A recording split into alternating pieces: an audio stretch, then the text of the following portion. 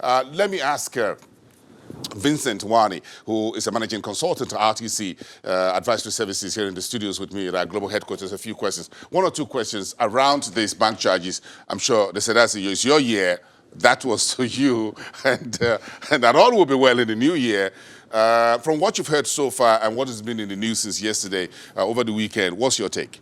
Okay, my take is, first of all, to at least congratulate the consumers, bank consumers. It's been a long fight. Yes, because I've been in an advocacy part of this whole conversation about multiple charges, arbitrary charges. You know, bank customers being at the receiving end of so many small but impacting charges that takes not even the poorest of the part of the banking services, but even the so-called average, middle class. The big guys. We've seen people even stopping to pay in the filling station, fuel stations with their POS. So you like the clarity about the 50 naira at the petrol stations and at other merchant places? Exactly. You know, and I've spoken with to some people since yesterday when the news broke, and everybody is happy, but they need more.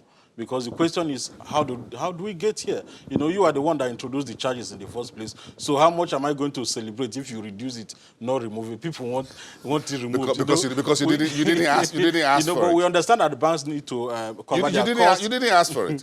Great one. But let's, we have just a few minutes left, and my apologies because this is as big as it can get and it's in everyone's face.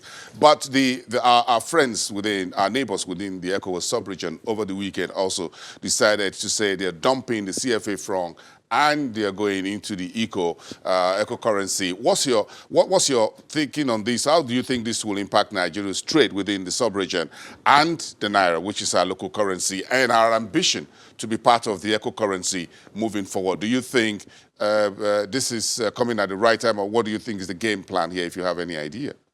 Well, this question tied a lot of things into that, but I want to say that moving from CFA to ECO by the eight francophone countries, it's a step in the right direction. You know, long overdue. Over the years, they've been having the reserve, 50% of their reserves stored in France, which is the guarantee to denominating or guaranteeing that currency. Against the euro, you know. So moving forward, these countries now have the latitude of taking their reserve to wherever they want. You know, if they believe that trade with China is better for them, or even with the US, of course, it can their reserve can be in dollar, can be in renminbi or whatever currency. So that frees up the whole political and psychological issue of these countries still being under the tutelage and control of France. But how does this affect Nigeria? You know, we are in West Africa. You know, Nigeria accounts for about 60% trade within this what region. I gathered over the weekend was that Nigeria was not part of this arrangement. Yes, we are not part of this as well as other English-speaking West African countries. That's correct. You know, it's just like moving from, this is like change of name.